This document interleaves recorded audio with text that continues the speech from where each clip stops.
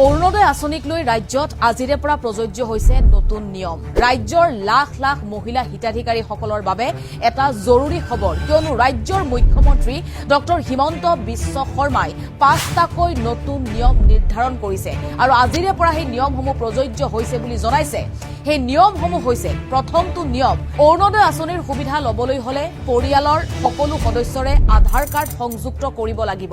অৰ্থাৎ যদি আপোনাৰ পৰিয়ালৰ ৫জন সদস্য, ৫ সদস্যৰে আধাৰ কাৰ্ড থাকিব লাগিব আৰু দ্বিতীয়তে আধাৰ কাৰ্ড আপুনি সংযুক্ত কৰিব লাগিব।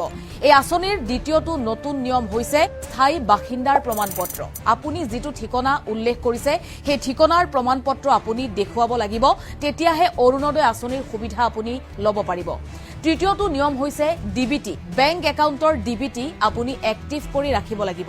চতুৰ্থটো নিয়ম, পৰিয়ালত চৰকাৰী চাকৰিয়াল থাকিব নোৱাৰিব। যদি আপুনি পূৰ্বতে অৰুণোদয় আঁচনিৰ সুবিধা লাভ কৰি আহিছিল আৰু এইবাৰ যদি আপোনাৰ সন্তানে বা পৰিয়ালত কোনো লোকে নতুনকৈ চৰকাৰী চাকৰি লাভ কৰিছে, তেতিয়াহ'লে আপুনি আপোনাৰ অৰুণোদয় আঁচনিৰ তালিকাৰ পৰা নাম হ'ব কৰ্তন।